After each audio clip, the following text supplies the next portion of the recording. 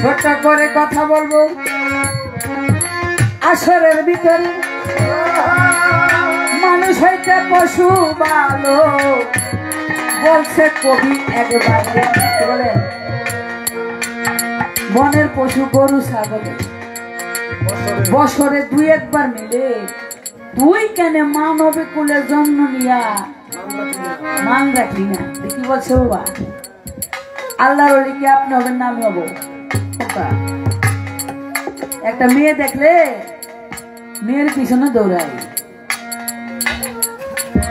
কোথায় গিয়া আমাদের যৌবনটা নষ্ট করব কোথায় গিয়া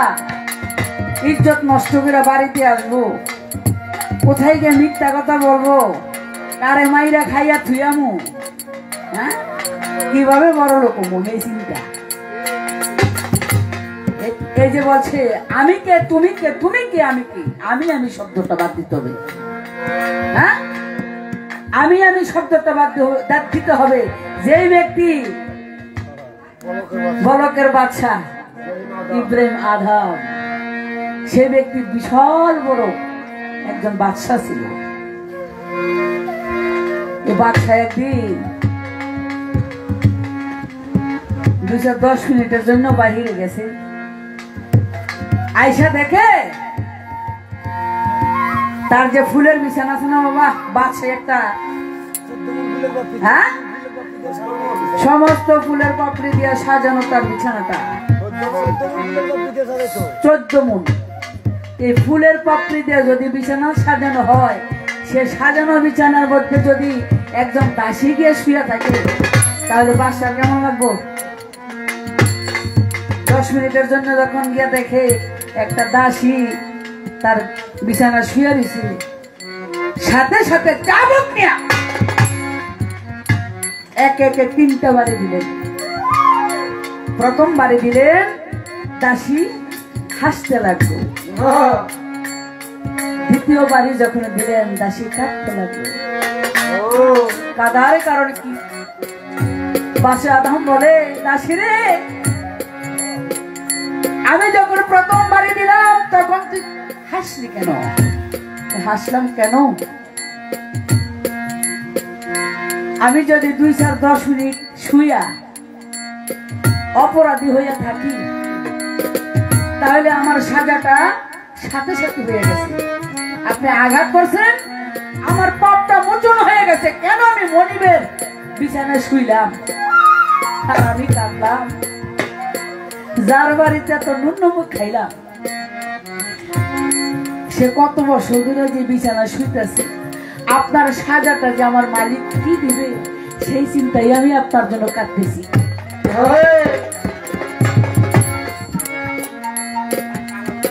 বাদশা বলে একটা দাসীর কথা আসলে তো সত্য হ্যাঁ আমারও তো মালিক আছে সে তো আমাকে সাজা দিবে আমি যদি 2-10 মিনিট শোয়ার জন্য তাকে আঘাত করতে পারি আর আমি কত বছর ধরে শুইতেছি আমার বিচারটা কি করবে মালিক তাহলে আমি দুটোবাসী হব কোথায় রাজ্য সব বিশাল কিছু ছাইরা দিয়া একটা পাগলের সন্ধানে গেলেন 12 বছর ইবাদত করলো সবকিছু ত্যাগ কইরা একটা পাগলের পায়ে গিয়ে পড়লো বাবা যে আমার রাজবাড়ি লাগবো না ফুলের বিছানা দরকার নাই টাকা পয়সা যা কিছু আছে আমি সবটা বাদ দিয়া আমি শুধু আপনাকে চাই বাবাজি গুরু শিষ্যের ব্যাপার এটাই যতক্ষণ পর্যন্ত আপনার আমি শব্দটা থাকবে ততক্ষণ পর্যন্ত আপনার আর কিছুই হবে না আমি শব্দ বাদ দিয়া আপনি গুরুর পদে পদ মিশাইয়া একাত্রিত হইতে পারলে হলুদের চুল মিশাইলে যে আকৃত হইয়া সে আকৃত আপনি যদি হইতে পারেন সেইখানে আর ব্যস্ত লাগবে না বাবা মালিক হইতো আপনার সাথে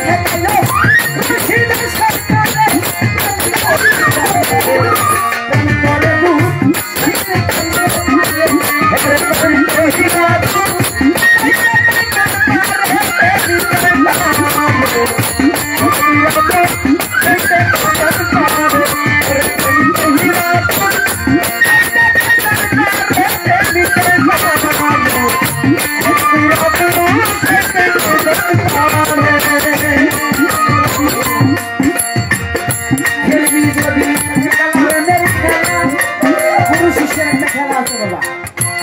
আসেনি গুরু শিষ্যের একটা খেলা আছে আমির খুসরু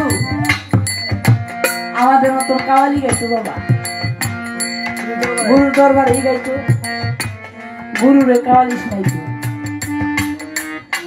একজন গুরুর দরবারে গুরু তাকে বলে যে গুরু আল্লাহর কথা ফরজ না গুরুর কথা ফরজ তখন আমির খুসরু বলছিল গুরুর কথা হলো ফরজ আইন আল্লাহ যদি হুকুম করে তাহলে আল্লাহর কথাটা একটু পরে শুনলো সমস্যা নাই কিন্তু গুরু যদি আমাকে হুকুম করে সাথে সাথে আমার হুকুমটা পালন করে দিবে আমির খুসরু যখন এই কথা কইলেন নিজের মধ্যে এই আজকাল পরে থেকে আর আপনি আইসেন না বাবাজি জালাল ভাই গান তো আমরা শুনবো বলতেছে আজকাল পরে আর আপনি আসবেন না কাকে বললেন আমির খুসরুর বললেন আমির খুসরু গুরুর কথা শুনে সবকিছু গোল করে আস্তে আস্তে বাড়ির দিকে রওনা করছে বাড়ির দিকে যখন রওনা করছে আর মনে মনে ভাবতেছি আমি যখন আমার গুরুকে বলছি গুরুর কথা পড়তে আয় আমার গুরু যখন আমাকে হুকুম দিছে আমি তো আর দরবারে থাকতে পারবো না সাথে সাথে সে বাড়িতে চলে গেল একদিন 2 দিন 3 দিন 6 মাস হয়ে গেল গুরুর দরবারে সে আর আসে না হঠাৎ করে গুরুর গান শোনার জন্য মনে চাইতেছে নিজের মধ্যে আউলিয়া কোথায় থেকে জানি একটা গায়ক নিয়া দরবারে গান হইতেছে আমি সব দিতে দিতে দিতে দিয়া নিজের মধ্যে আউলিয়া সব দিতে দিতে দিতে দিতে পায়ের 2টা খরম ছিল বাবা এই খরম 2টা দিয়ে দিল কাকে দিল ওই শিল্পীকে দিয়ে দিছে একটা শিল্পী পায়ের খরম পাইয়া একটা কথা বলে না বাঘের দুধ কি বাবা মাটির ভান্ডে কুলাইব ওই শিল্পী তোর ভেদ জানে নাই সেই ব্যক্তি খরম 2টা নিয়া আমির খুসরু বাড়ির পাশে যাইতেছে এদিকে আমির খুসরু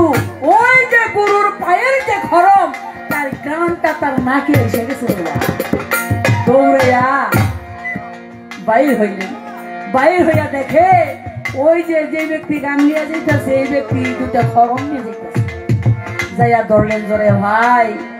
ও ভাই তুমি আমার দয়ালের খরম কোথায় পাইছো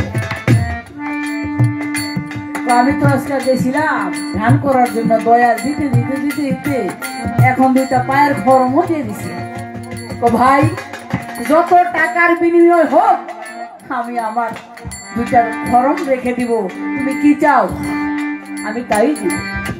কিছু টাকার বিনিময় আমির খুসরু খরম নিয়া বুকে জড়াইয়া গুরুর বাড়িতে রওনা করলো বাবা যাইতে যাইতে যাইতে যাইতে সকাল ভোর হয়ে গেল আর এদিকে গুরু গান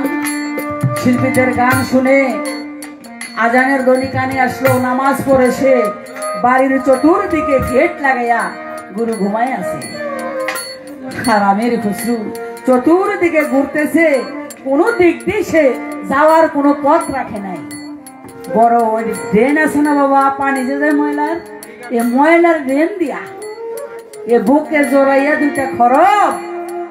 এ ড্রেনের ভিতর দিয়া যাইতেছে কিছু দূর যাওয়ার পথে আমির খুসরু মারা গেল বাবা এদিকে পানি তো এদিকে আসতে পারে না ওদিকেও যাইতে পারে না এখন নিজের মধ্যে আউলিয়ার বাড়িতে যে পানিগুলা ময়লার পানি সব ভরে গেল এক ভক্তে যায় বলে বাবা আপনি ঘুমায় আছেন দেখেন চতুর্দিকে পানি অনেক জমে গেছে নিজের মধ্যে আউলিয়া বলে বাবারে বড় একটা বাঁশ নিয়ে যা ফাইভের ভিতরে কিছু ঢুকছে কিনা একটু দেখ ভক্তে বসেনি বাঁশ নিয়ে বাবা ওই কঞ্চিতে ফাইভের ভিতরে যখন ঢুকাইছে ভক্তের মাথার মধ্যে লাগলো আর একটু রক্তের একটু আকার নিয়ে আসলো। দৌড়ে গেলেন গুরু, এই ভাইবের ভিতরে কোনো মানুষ আছে। গুরু বললো যেভাবে হোক তাকে উদ্ধার করে আনো। যখন ভক্তরা গুরু ভাইকে উদ্ধার করে আনলেন, এসে দেখে আমির খুশুর বুকে জড়াইয়া রাখছে দুটা খরম। ওই খরমে দুটা জড়াইয়া চিরনিদ্রায় চলে গেল। এদিকে এক নজর নিজের মধ্যে আউলিয়া দেখে ঘরের মধ্যে গিয়ে আসে লম্ব হয়ে শুয়ে চাদর মুড়া দিয়ে শুয়ে রইল। এক ভক্ত গেল আমার দয়ালকে ডাকি, ওইখানে গিয়া দেখে ঘরের ভিতরে আমির খুসরু শুয়ে রয়েছে। ঘর হইতে বাইরে আসছেন, আইসা দেখে নিজের মধ্যে আউলিয়া শুয়ে রয়েছে। অবাক হয়ে গেল, কিরে ঘর হইল আমির খুসরু, এইখানে নিজের মধ্যে আউলিয়া, আবার এইখানে আমির খুসরু, ঘর হইল নিজের মধ্যে আউলিয়া। তারা দুইজন এক হয়ে গেছে বাবা। যারা আজমির শরীফে গেছেন, ভারতে গেছেন, কলিকাতা, সেইখানে আগে গুরুর দরবার জওরাত করার আগে শিষ্যের দরবারটা জওরাত করতে হয়। আর আমির খুসরু ওনার দরবার আগে জওরাত করে তারপর যাইতে হবে নিজামুদ্দিন দরবারে।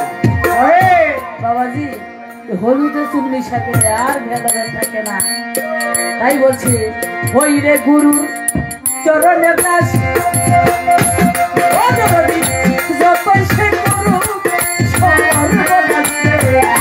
তবু বিশ্বাস রাখি আমার নাম, বিশ্বাস রাখি আমার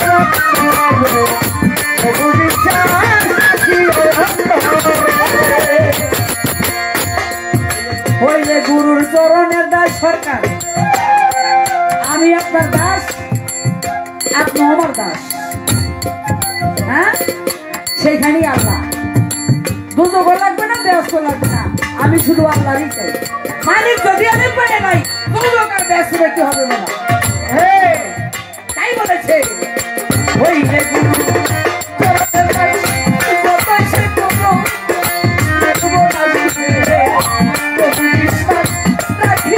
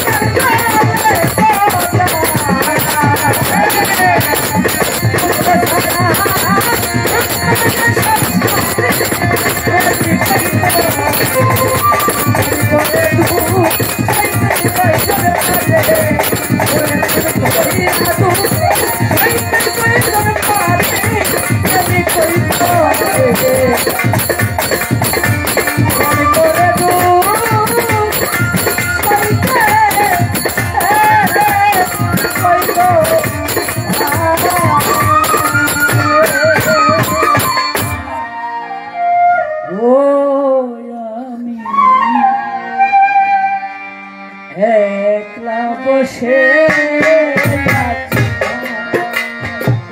ও একলা বসে আছি গাতে ও পার হতে যারা সাথে এসেছিল তারা চলে গেছে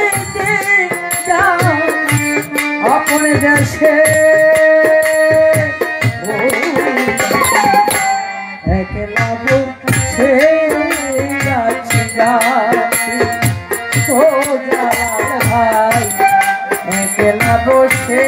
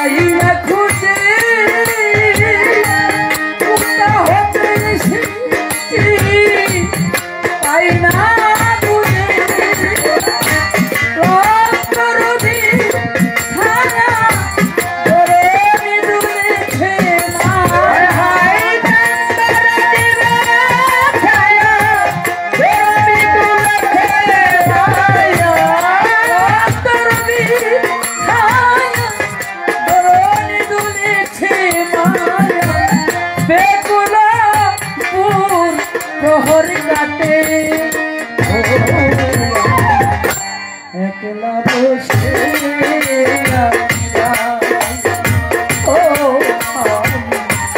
একলা বসে আছি গাতে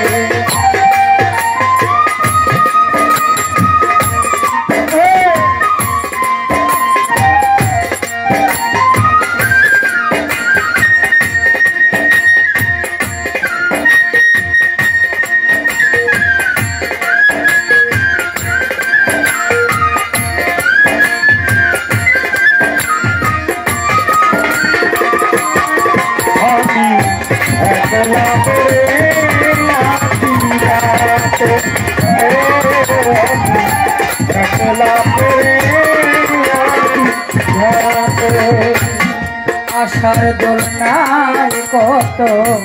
দোলে খেয়েছি বাউলের মঞ্চে কত গান গেয়েছি আশার দোলনায় কত দোলে খেয়েছি বাউলের মধ্যে গান গেছি আশার দোলনায় কত দোল খেয়েছি জালাল ভাই বাউলের মধ্যে কত গান গেয়েছি যাদেরকে নিয়ে আমি করেছি খেলা দিনে আমি গেছি কত রঙেরই মেলা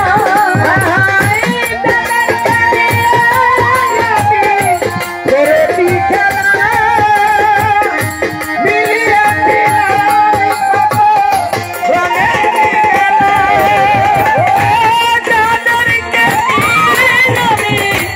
করেছি খেলা দিনে দিয়েছি কত রঙেরই মেলা ওটা হতে কি আলো কে কোথায় চলে গেল ওটা হতে কি হলো কে কোথায় গেল ওটা হতে কি হলো কে কোথায় চলে গেল খুঁজিয়া না পাই মাথা ঘুরে ও আমি একলা বসে আছি হাত ও আমি একলা বসে আছি রাতে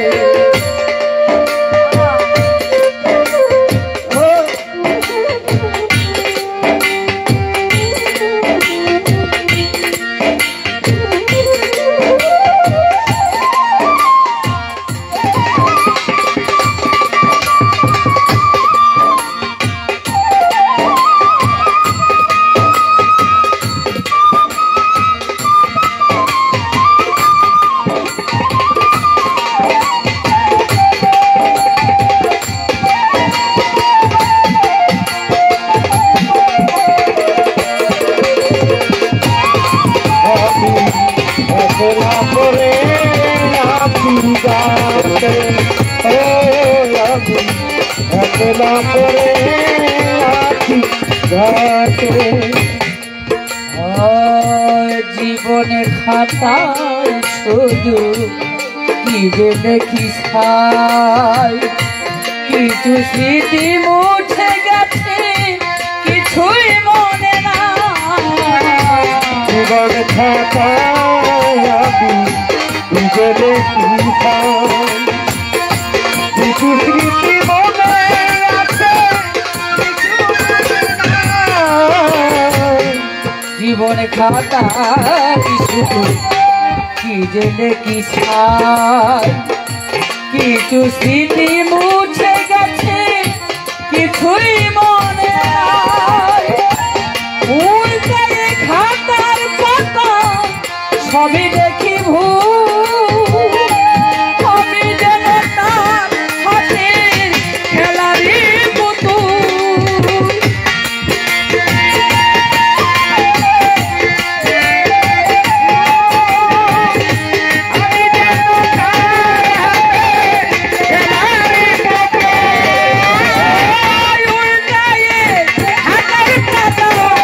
সবই দেখিব আমি যে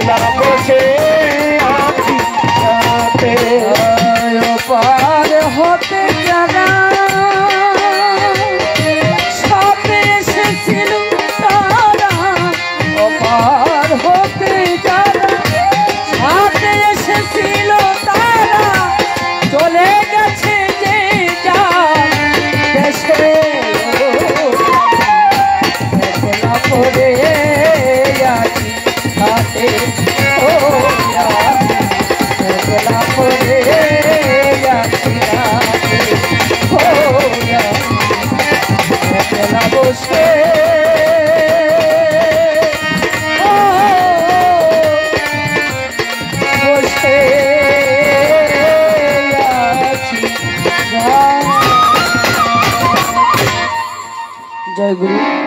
আমাদের যদি কোনো ভুল ত্রুটি হয়ে থাকে বাবা, সবাই ক্ষমা করবেন। আসসালামু আলাইকুম।